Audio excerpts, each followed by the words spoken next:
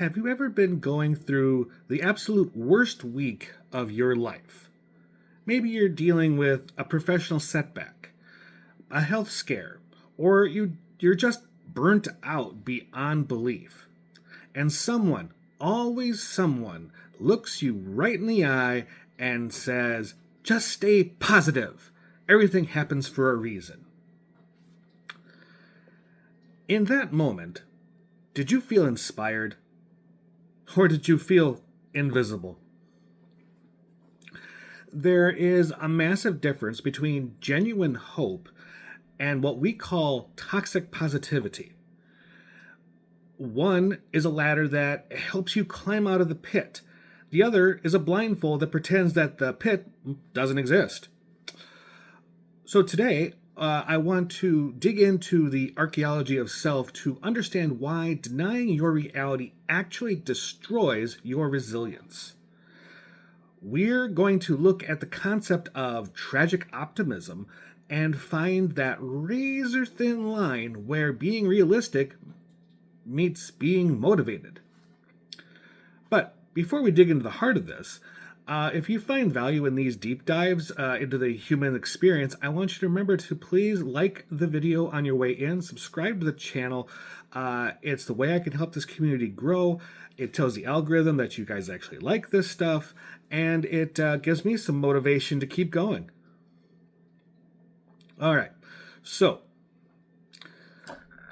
let's look into the good vibes trap.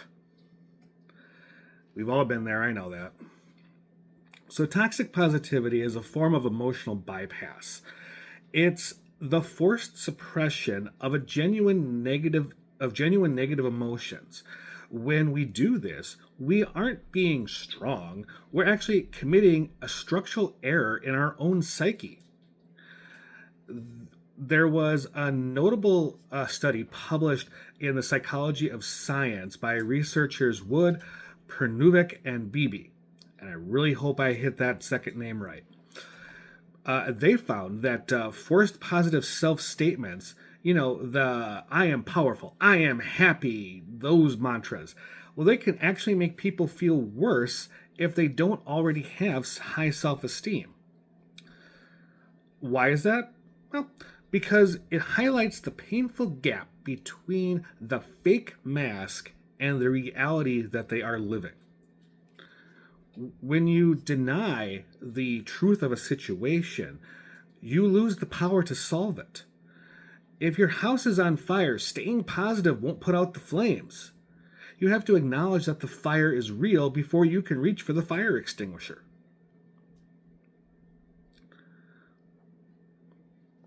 So, what is the alternative to this toxic positivity concept that seems to be plaguing the world?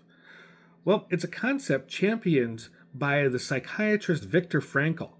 And as you guys all know, I've used his work before in these videos, so it's a word I trust.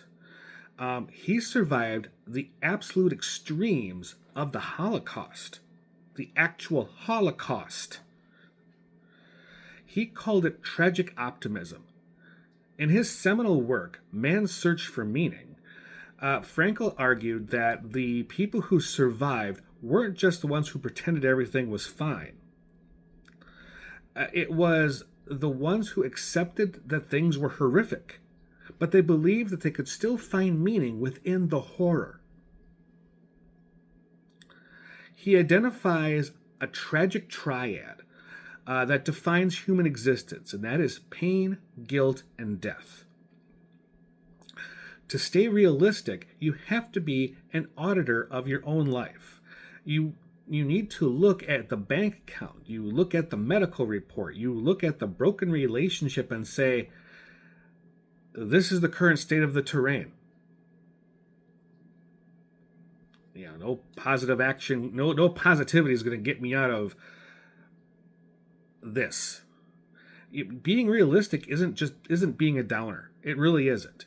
It's being the navigator. You can't plot a course to where you want to go if you lie about where you're starting from.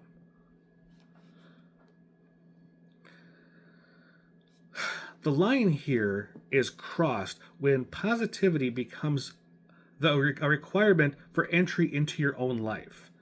If you feel like you have to hide your struggle to be considered motivated, well, you've crossed in the toxic zone. Ideal motivation, the situation is dire, outcome is uncertain, my values demand my values, they demand I try anyways.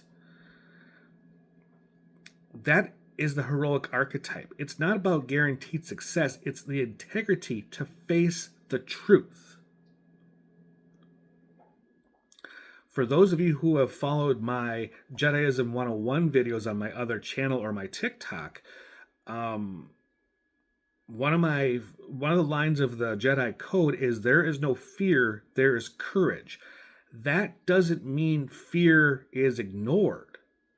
In fact, what that means is we see what scares us and we choose to walk forward anyways.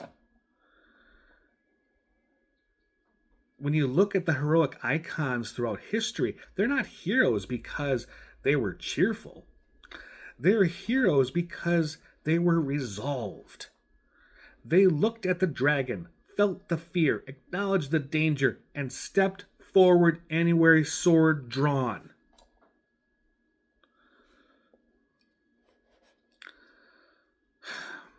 At the end of the day, you don't need a good vibes only sign. You need a truth first policy. Build your motivation on the bedrock of reality. It might be harder to start, but I promise you this: the foundation will hold when the storms hit hard. If you admit it's hard, you've already taken that first step towards conquering it.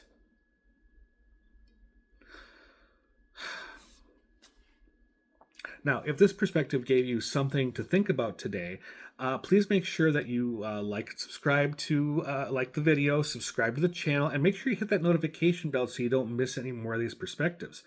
And of course, go back and look at the rest of my catalog. And of course, if you want to help me just a little bit more, make sure that you click on that link in the description for buymeacoffee.com/perspectives of Jerry.